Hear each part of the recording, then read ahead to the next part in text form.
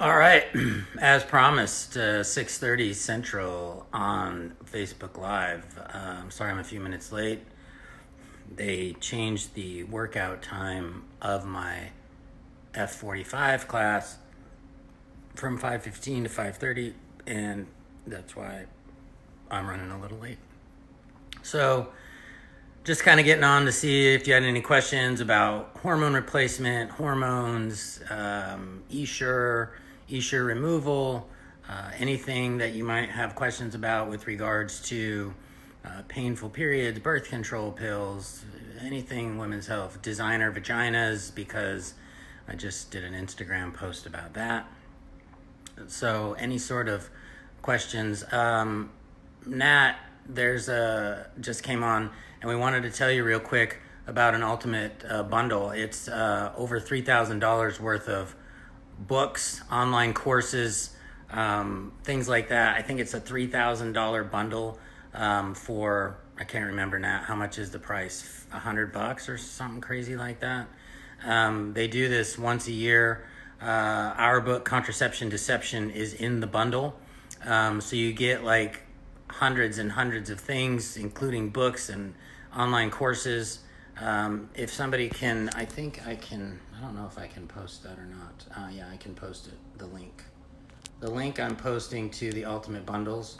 If you click on the link that I just posted, it will take you to the page for Ultimate Bundles. Oh, it's $37, and it's like worth, I don't know, it's worth like thousands of dollars of stuff. Even if you didn't like but 10 of the things that you got, it's worth $37. So go to that website, check it out, look at all the cool stuff that you can get, and get you an ultimate bundle. $3,200 worth of stuff for $37. You can't even buy a pair of underwear at freaking Lululemon for $37. I went in there the other day. I wanted a pair of underwear, and they were like $50. And I'm sorry, but I would rather go commando than pay $50 for a pair of underwear. So that's just me, because that's a pretty nice steak that I can buy for $50. And I mean, we're in Austin and everybody's natural, so everybody in Austin, I think, might be commando. So let's stop talking about that and talk about hormone replacement. Anybody got questions on hormones, Esure removal, hormone imbalances with Esure, anything about fibroids, the Excessa procedure, hysterectomy, tubal sterilization, vasectomies,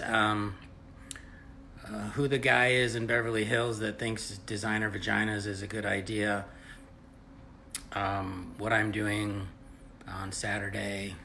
I don't really have any plans, but there's 17 of you online. Let's ask some questions. Head on, well, unless you're all heading over to the Ultimate Bundle site to check it out, because I'll tell you what, for $37 you get $3,200 worth of online books, online courses, a lot of women's health stuff. So I definitely think you should run over there and at least purchase it. I think it ends tonight. So check it out. Jenny, who works with me on a daily basis, is afraid that she's going into premenopause. Jenny, you're old, and yes, you are in premenopause. If you think about it, all women are in premenopause, because it just means the time before menopause. Perimenopause. So theoretically, perimenopause doesn't have a strict definition. It really is more a combination of symptoms like PMDD or PMS type symptoms, irregular periods, just not feeling like yourself. I would say, if I had to pick an age group, probably 35 to 50 years old is probably the common time. What options do I have to remove Esure with fragments from the attempted removal? Well, Miss Parsons, I would have to see some x-rays. You can always consult. Jenny can put the link, or you can call the office at 512-956-0296. We can order, I can consult with you on the phone. We can get some x-rays ordered. I can see what kind of fragments we're talking about. If it's just a tiny piece, and it looks like something I might be able to get to easy, maybe we could play with just removing that piece of the uterus that has the fragment in it. But we might be stuck with a hysterectomy. It just really depends on what we're looking at. Having my issue removed October 3rd, can't wait. What should I do to prepare for surgery so I can heal as quickly as my body can? Sorry, I can't see anymore. Mindy, what are you having done? What type of removal? Are you having a salpingectomy or a hysterectomy? Because that changes things, obviously. And I'll tell you what, back to the fragments question, this is what I'm seeing more and more and more. Patients who are excited and happy because they're having their salpingectomies to have just the coils and tubes removed. And I'm seeing tons of this now, fragments being left behind. Doctors aren't doing x-rays during the surgery, so they're not knowing that they're leaving pieces behind, and they're not doing x-rays after the surgery. If you don't ever have an x-ray done, how do you know they got it out? How do you know that there aren't pieces left behind? Because I'm going to tell you what, 95% of the doctors doing salpingectomy removal of Escher coils are doing a cut and pull technique, or they're doing a salpingectomy where they're just cutting the tube off of the uterus. Either of those two types of surgeries are going to have potential fragments left behind. Even the way that I do it, I've had probably 3 cases where I had a fragment that I left behind, and that's why I do the x-ray during the surgery to make sure that I get it. So instead of quitting that surgery, I go forward, go back in and dig that piece out. Then I do another x-ray to make sure that it's gone. So if you're not having an x-ray done, how do you know that you had the piece removed in total? So you really need to make sure you have an x-ray. And if you go back to your doctor and they don't want to do an x-ray, that's a red flag. I had an LAVH BSO. Should I have an x-ray? Usually I don't do x-rays on hysterectomies because you can feel the coils. You know, I'll usually feel the specimen after I remove it, and I can tell that the coils are in there. I had one case out of 700 where I couldn't feel the coil on the right side. And so I cut the uterus open and I cut the tube open while the patient was in there. Couldn't find it. So I brought an x-ray machine in and I actually x-rayed the uterus while it was out of the body, and there was only one coil in the uterus. But there were 2 coils preoperatively. So I got an x-ray preoperatively before the case, and there were 2 coils, but there was only one in the uterus. So while the patient was still asleep, I went back and x-rayed her, and sure enough, the coil was still in there even though I took the uterus out. So that would be when you should get another x-ray.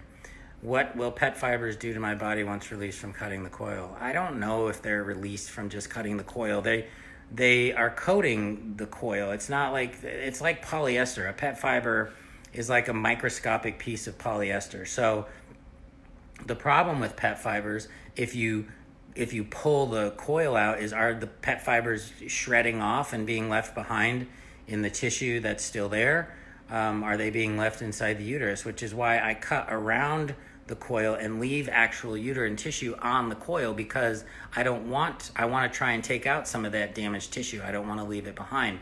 So doctors that are cutting and pulling or simply cutting and leaving, I don't think either of those is a great way to do this. And it's just not, I mean, the manufacturer says that those are 2 legitimate ways to remove them. I don't do that procedure. I think that it's fraught with possible risks, as leaving fragments behind. So I would say to do what's called a salpingectomy and a partial cornuectomy, which the manufacturer also recommends as a legitimate procedure for removal. But it's harder. It takes longer. It takes skill in the sense that you need to do a lot of them to get good at them, and I think that most doctors don't want to do it. So they either do a hysterectomy, which is fine because a hysterectomy will definitely remove the coils, but if you don't want a hysterectomy done, then you need to find somebody that knew how to do them. And the only 3 of us out there right now that I think are doing removals the right way are Ed Derone and Eric Sills. I don't know what's going on with Eric, but he was one of the people that was doing them appropriately.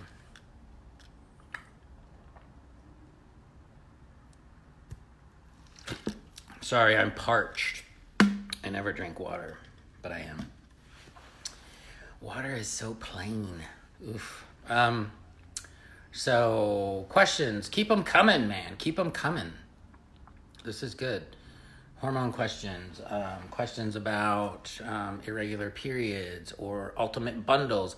Go to the link that I set here. Ultimate bundles. You can get $3,200 worth of books, worth of online courses, women's health stuff for $37. $3,200 worth of stuff at retail that they sell for $37. I don't even know how they do it, but Nat and I have a book in there, Contraception Deception, that we did last year. Just the price of that book alone is $5, so I don't know how they're doing all the other stuff, but yeah, it's a great deal. You should go check it out, and I think it ends tonight. So for eShare consults anywhere in the country, you can call the office. I've done people from Canada. I've had a couple of consults from Asia, Australia. So I have people coming from, for sure, around the country, most probably from the Texas area, but definitely a lot of people from outside of the country. I've read many women's stories with terrible symptoms from eShare. I'm 47, got eShare in 2009. How do I know if my symptoms are eShare related or perimenopausal, heavy bleeding, other? I mean, you can't know. You can't know because, as you're making reference to, some of those symptoms could be from other things. The problem is you don't know until you have them removed. And I would look at eShare like an IUD. And if you want your IUD removed and you go to the doctor, they remove your IUD. So if you go into the doctor and you want your eShare removed, they should be able to remove your eShare. Now, you don't have to have a hysterectomy. I can do it where I just remove the tubes, the corner of the uterus. You can keep your uterus. But the two most common symptoms that I see from people that have the eShare removed are irregular bleeding and pelvic pain. So those are very common symptoms. Can you say it's coming from the eShare? No, because there are other things like you made reference to, like perimenopause. But is perimenopause caused by the chemical disruption of the chemicals on the coils? I don't know. Which came first, the chicken or the egg, you know? What can I take naturally for my menopause? I'm assuming that means perimenopause. Natural solutions for perimenopause. Well, first of all, I would get your hormones drawn. Usually insurance covers that. You can go on to my website and do a one-on-one consultation with me, and I can order your labs, or if you have a doctor that can order your labs, you can certainly do that. Natural bases for perimenopause are going to primarily a maca-based product. The one that I'm most familiar with that I promote would be Feminescence. The product for perimenopause would be like Maca Harmony or Maca Life are the two that they have for perimenopause. That would be a product that I would recommend wholeheartedly. Fish oil supplement, 1 to 2 grams a day of fish oil, and a good magnesium product like magnesium glycinate, 400 to 800 milligrams a day would be, for starters, what I would consider. But you don't know if you're are in perimenopause, and perimenopause is just kind of a blanket term for different types of even surgical menopause. So surgical menopause, same thing. Nothing's going to be as good as hormones, in my opinion, especially if you're younger, if you're under 50. I think hormones are extremely beneficial. They're good for bones, they're good for heart, and you're supposed to have the hormones when you're 40 and such. So I would consider hormone replacement. If you're over 50 and you don't want hormones or you can't take hormones for whatever reason, I would still go with the maca. I would go with maca pause. I would go with fish oil. I would go magnesium. So it's pretty much the same recommendations that I would use for menopause and perimenopause. Anything else? It is 6:47. I have a Facebook Live with Dr. Becky coming up at 7, so I'll have to cut this short in about 10 minutes, maybe 5 minutes, because I look atrocious and I probably need to comb my hair or something. Any other questions? Isha removal, hormones, fibroids, consultations. If you can come to the office, I take most insurance plans. Anything Isha related, I take insurance plans. If it's hormone consult and you want a plan from me, that's a cash-based program because a lot of the insurance companies don't pay for that type of a consult. You can go to tassonemd.com/1 consultations, and that will give you the different packages. You can get a Dutch test with that. We can order blood tests. I can come up with a pretty extensive plan, spiritual practices, hormone replacement, energetic aspects like massage, acupuncture, essential oils, nutrition, exercise programs, and proper supplementation. If you're out of the state, how many times do you have to travel to Austin for an Isha removal? It's one trip. So we talk on the phone. We order labs and x-rays. I say we, I mean my office. We then call your insurance and get your authorization, get your benefits package, and schedule you for the surgery. You come out the day before the surgery. We talk, we do an exam. I will send you up to the hospital, get you registered, get your blood drawn up there, and then I'll do the surgery on a Thursday. If it's a salpingectomy, you'll go home, you'll discharge from the hospital that same day. If you get a hysterectomy, you usually stay overnight. If you're out of state, I usually say you can go back home on Saturday, and then we talk on the phone again post-operatively. Thank you for all the great information. We'll definitely be getting a hold of you after the first of the year. Well, Tina, thanks. Deductibles reset in January, so remember that. A lot of people end up coming for Isha removals at the end of the year because their deductibles are met. And so we usually have this little glut in July and August because everybody's on vacation. And then October, November, December, it's just like slammed because everybody wants their surgeries.